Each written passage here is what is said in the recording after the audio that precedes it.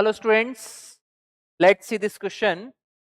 An elliptical loop having resistance R of semi-major axis A and semi-minor axis B is placed in a magnetic field as shown in the figure. If the loop is rotated about the x-axis with angular frequency omega, then the average power loss हमें निकालना है.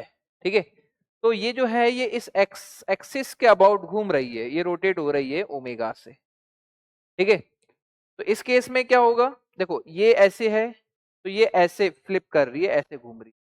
तो जब हमारी plane या circle ऐसे होगा, ऐसे ऐसे, ठीक है, ऐसे इस केस में तो फ्लक्स हो जाएगा जीरो. और ऐसे होगा जैसे भी दिख रहा है, उस केस में फ्लक्स होगा मैक्सिमम. मतलब फ्लक्स चेंज कर रहा है, मैग्नेटिक फ्लक्स क्या है, चेंज कर रहा है. तो कभी भी मैग्नेटिक फ्लक्स अगर चेंज होता है तो इंड्यूस्ड ईएमएफ जनरेट होता है. तो अगर हम बात करें पावर की, किसकी, पावर की, तो पावर से पहले हमें पावर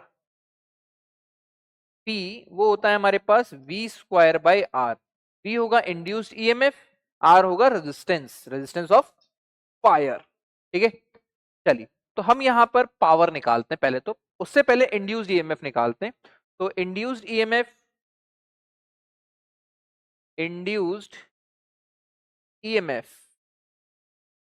कितना होता है, E is equals to minus D phi by D T होता है, माइनस डी फाइव.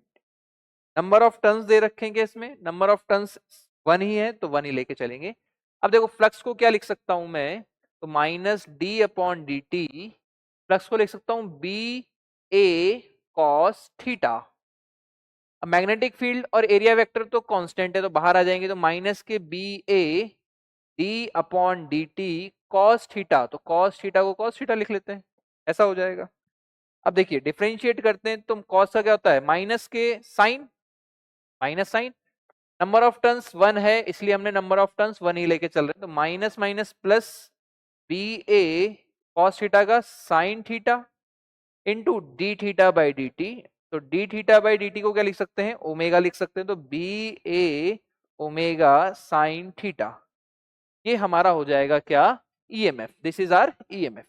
पावर निकालना है, पावर कितना होगा, पावर हो जाएगा ई स्क्वायर बाई आर. तो ये हो जाएगा B square A square omega square sine square theta upon are.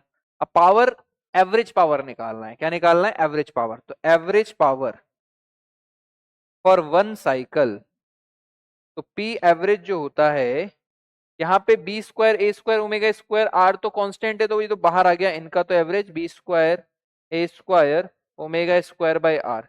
Sine theta sign square theta, sign square theta का जो एवरेज होता है फॉर वन साइकिल वो 1/2 होता है. क्या होता है, 1/2. अपन ने निकाला भी होगा कई बार. तो this is 1/2 B square A square omega square by R. ठीक है, अब इसमें एरिया पुट करना है. तो एरिया किसका, इलिप्स का. एरिया ऑफ इलिप्स क्या होता है, एरिया ऑफ इलिप्स ये होता है pi A B. Pi A B semi major axis semi minor axis. ठीक है, तो यहां पे हम एरिया की वैल्यू को पुट करते हैं तो ये आ जाएगा average power. This is half B square A square मतलब pi square A square B square omega square. ठीक है, तो ये हमारा एवरेज पावर हो जाएगा. आंसर अगर चेक करें तो ये आएगा पाई स्क्वायर सब स्क्वायर में डिवाइडेड बाई 2. तो pi square A square B square omega square by R. That means option A हमारे पास क्या होगा, करेक्ट होगा. ऑप्शन ए ये डिवाइडेड बाई 2 है, सॉरी डिवाइडेड बाई 2r.